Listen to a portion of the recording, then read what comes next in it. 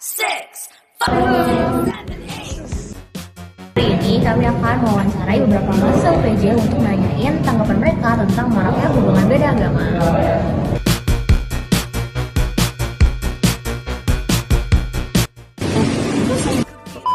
Selamat siang dan terima kasih telah meluangkan waktu kamu untuk wawancara kali ini. Sebelumnya perkenalkan diri kamu. Oke, perkenalkan nama saya Muhammad Rafif Wajendra Yaskur, biasa dipanggil Afif. Perkenalkan, nama aku Evelyn. Halo, nama aku Syuka Mazustiadi. Aku Muhammad Rifat Atalah, biasa dipanggil Rifat. Kenal semua, nama aku Lubin. Oke, langsung saja ke pertanyaannya ya. Untuk pertanyaan pertama, menurut kamu perbedaan agama menjadi penghalangan utama nggak dalam menjalin hubungan? Kalau masalah utama sih sepertinya enggak. Menurut aku mungkin bisa saja menjadi penghalang utama. Kalau untuk aku pribadi, karena kan mungkin kemarin pas aku isi form kan aku cerita udah pernah menjalin. Jadi buat aku pribadi sih itu bukan sesuatu aspek ya yang menjadi penghalang.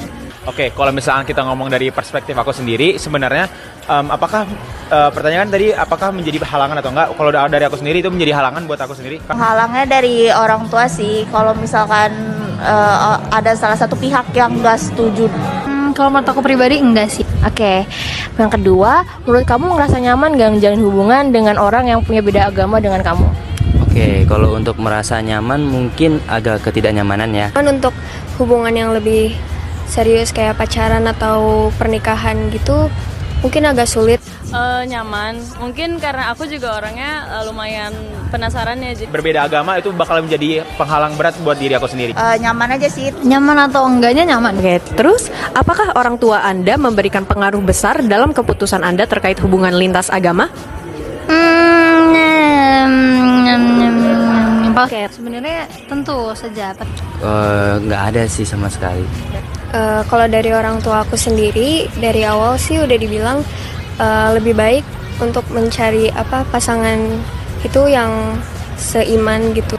Ya, kalau mungkin ngomongin persepsi dari orang tua aku ya atau generasi sebelumnya, memang kan kalau di generasi sebelumnya itu tanggapan tentang hubungan antaragama itu belum seterbuka akhir-akhir ini. Jadi buat jawaban aku sebenarnya bakal benar-benar nggak mendukung dari hubungan asmara itu sendiri. Kayak gitu.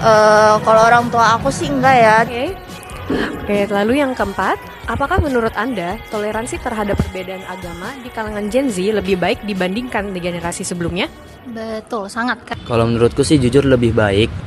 Kalau menurut aku sendiri lebih baik. Kalau untuk toleransi sebenarnya kalau kita lihat di sosial media sebenarnya udah banyak pasangan beda agama yang kayak sharing tentang kesehariannya mereka, tapi bisa dilihat mungkin dari beberapa generasi, bukan cuma dari generasi Z, itu masih ada kesulitan untuk menerima sepenuhnya. Kalau dari pandangan aku sendiri sekarang hal kayak gitu jauh lebih dinormalisasikan dibanding zaman dulu kan. Enggak sih, lebih baik dulu sih kalau menurut aku ya daripada zaman sekarang. Soalnya kayak kalau zaman sekarang kan banyak banget ya pro dan kontranya tentang agama, daripada zaman dulu kan ya nyatu aja gitu, kayak ya gini kata kayak gitu aja. Yang kelima, kamu percaya nggak kalau cinta itu dapat mengatasi perbedaan agama dan hubungan? Bisa.